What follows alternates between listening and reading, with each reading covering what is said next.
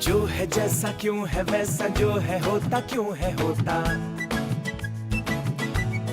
हे जो है जैसा क्यों है वैसा, जो है होता क्यों है होता।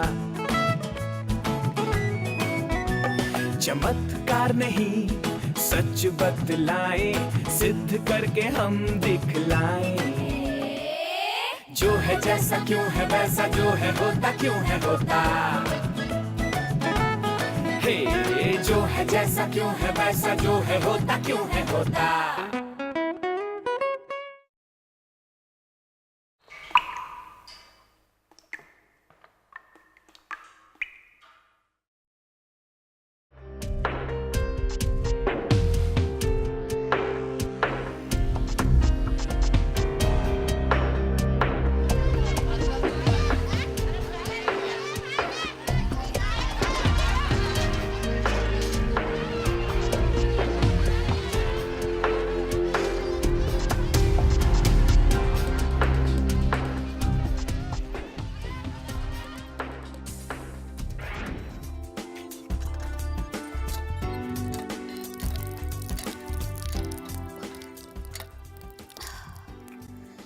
Finally, I'm not thirsty anymore. Hello, I'm Aishwarya and today I'm out looking for the chemistry behind the drinking water. Have you ever wondered why water is so crucial for life? Why do we look for signs of water when we are analyzing the possibility of life on other planets? Why do we serve water to our guests once they come to our home? And also, why is it water such an important part of our culture? And the bigger question, what is water? Clean and pure drinking water is vital for our health. It plays a very important role in our day-to-day life and constitutes a major part of our intake. About 60 to 70% of our body weight is made up of water. So water is absolutely essential for our survival. Although a large part of the earth is covered with water, yet only a small percentage of it is fit for human consumption. The rest of the water has a lot of impurities that renders it undrinkable. Chemically, we know the water molecule as H2O. It consists of 2 atoms of hydrogen and 1 atom of oxygen. The 2 hydrogen atoms form a covalent bond with the oxygen. In covalent bonds, the electrons are shared rather than donated or received. The bond is formed by sharing of electrons. However, the properties of water involves more than the chemistry of its molecule. Pure water is colorless, tasteless, and devoid of smell. However, drinking water as it is available to us is a mixture of minerals, ions, and other materials that make the water potable. However, mineral constituents and their quantity vary according to the source of the water.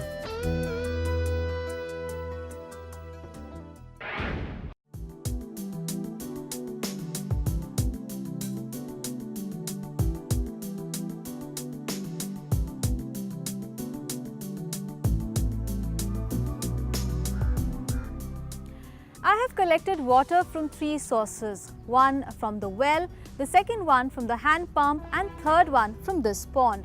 I want to see if the taste of water is different from the one that I get in my tap. Let me check and find out. This is the water that I had collected from the well.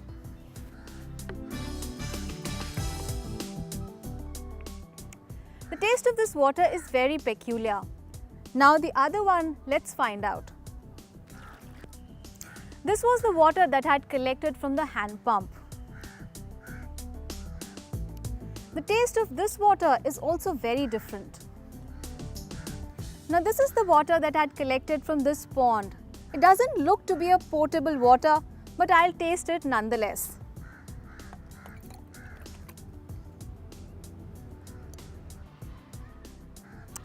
The taste of this water is bad. So the water collected from different sources tastes different. But why is it? Let's find out. Due to the bipolar nature of the water molecules, it can interact with itself and form a highly organized intermolecular network.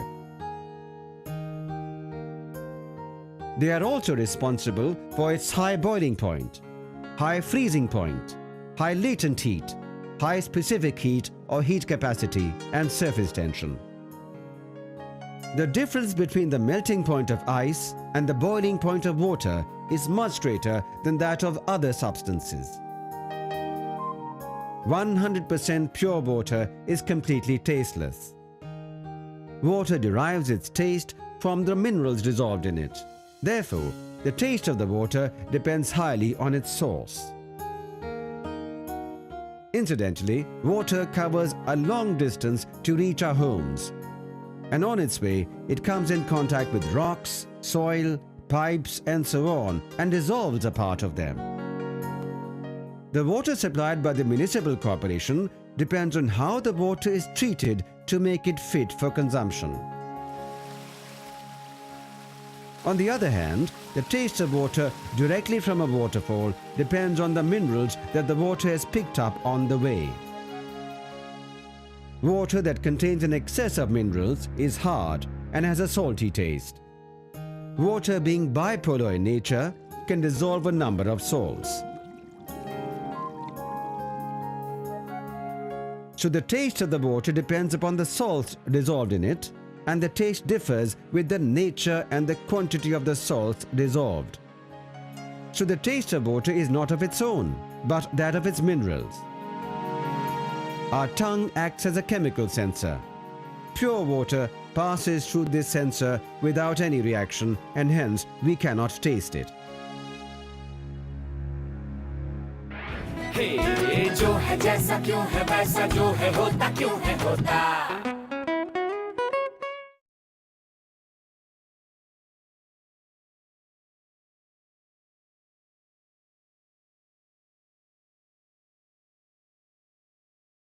हे जो है जैसा क्यों है वैसा जो है होता क्यों है होता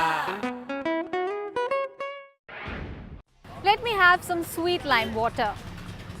भैया नींबू पानी देना.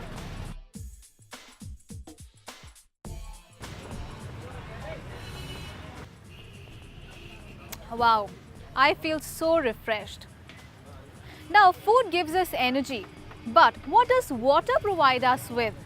What is the function of water? Why do we drink water? When I asked the same question to one of my friends, she replied that water helps in running our body's transportation system. But how? Our body is like a city, which requires an efficient transport system for functioning effectively.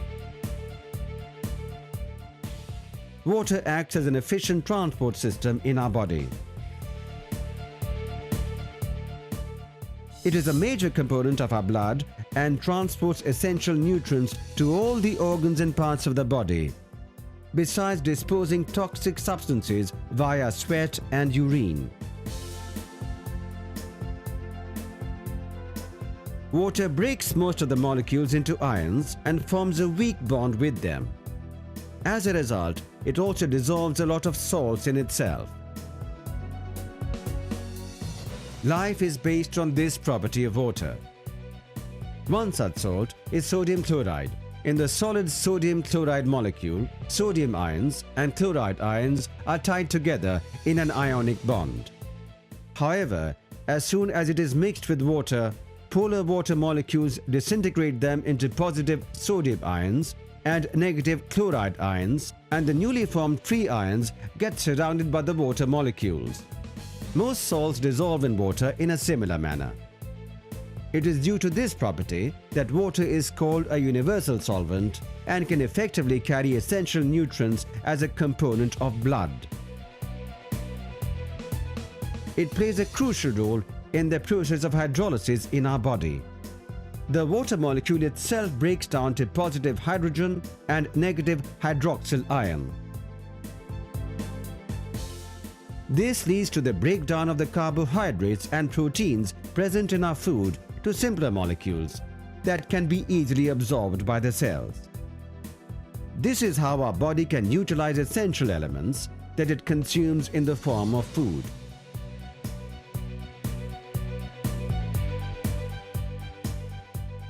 For example, sucrose is converted into fructose and glucose, which diffuses into the cells of the body. Water also plays a major role in intracellular processes. Water follows a long journey. But where does this journey end? And whether it ends or not? The journey of water never stops. Rainwater mostly reaches the lakes and the sea via rivers and canals. But part of it also seeps through the earth and gets stored below it as groundwater. Groundwater is withdrawn by us with the help of pumps and tube wells. The used water again flows into the lakes and the sea through rivers and canals. Water from the lakes and the sea evaporates, forming water vapor, which in turn forms clouds. The clouds accumulate and once again descend to the earth as snow in the colder areas, especially on the mountains, and as rain in the warmer areas. This water cycle continues and supports life by supplying clean water. Our life depends heavily on the availability of clean water. In my quest to find some more answers related to water, I have reached Kerala. But before that, let me first eat something. Excuse me, can I have a glass of water, please? Thank you.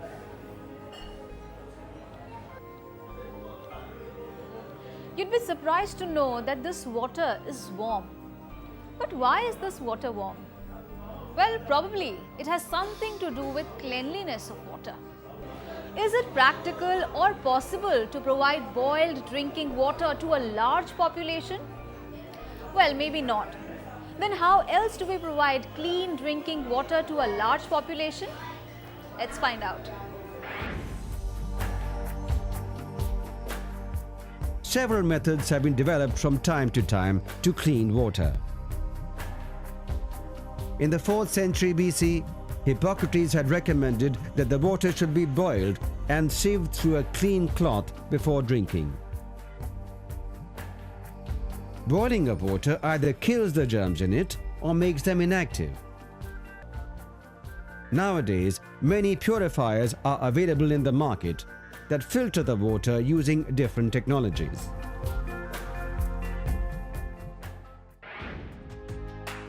Industrialization, modern agriculture, and other aspects of modern life have added to the impurities in the water as toxic chemical pollutants, poisonous pesticides, and herbicides are being dumped into the lakes, rivers, and seas.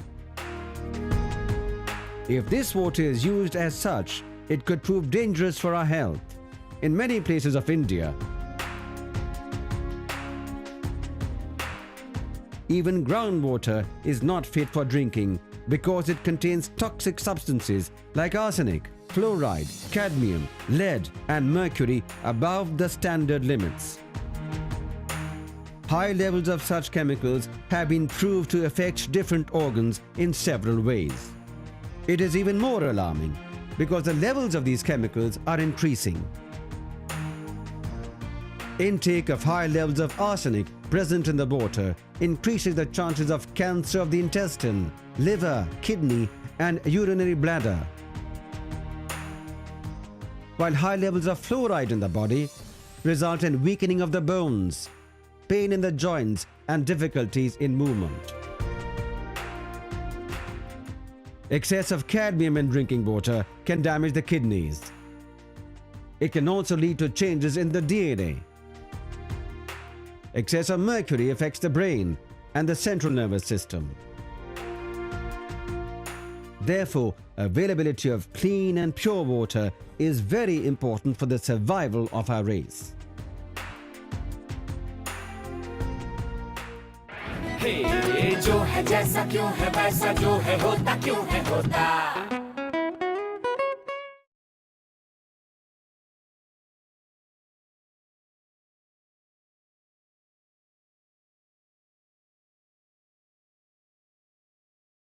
हे जो है जैसा क्यों है वैसा जो है होता क्यों है होता Well, I'm surprised to hear that we are using the already used water. Is it possible that the water that is being supplied to you could already have been used by somebody else? Well, to know the truth behind this, I've come to this water purification plant. Let us see how it works. Water, being a universal solvent, dissolves impurities of all kinds. Due to this, water taken directly from the waterfalls or rivers is usually not suitable for drinking. It needs to be cleaned for making it potable. Therefore, we need mechanisms to purify the polluted water. Now, treating water to make it suitable for our daily needs is not only a difficult task, but also a challenging one. For this, first of all, the water is passed through a net of filtration rods so that the larger impurities floating in it, like wood, flowers, leaves, plastic and so on, are separated from it. After separation of the larger impurities, the water is passed to the pump house, where the water is sent to the water treatment tank with the help of the pump. At this stage, chlorine gas is mixed with the water so that the microorganisms in the water can be destroyed. Also, alum or polyaluminum chloride is mixed with the water so that the mud and other similar substances can be separated from it. After this, the water reaches the stage where all the impurities and mud in the water settle at the bottom of the tank. The impurities settle down below and clear water is what remains at the top. From here, the water goes for further filtration, where fine mud particles and similar impurities can be removed from the water. The filter belts used for water filtration must be cleaned regularly. In the filter house, there are inspection chambers at regular intervals so that the filters can be checked from time to time. In order to maintain the quality of clean drinking water, the treated water is regularly checked in modern laboratories by specialists. After passing through all the rigorous stages, the water is sent to the distribution tank, from where it is distributed to the houses via pipelines.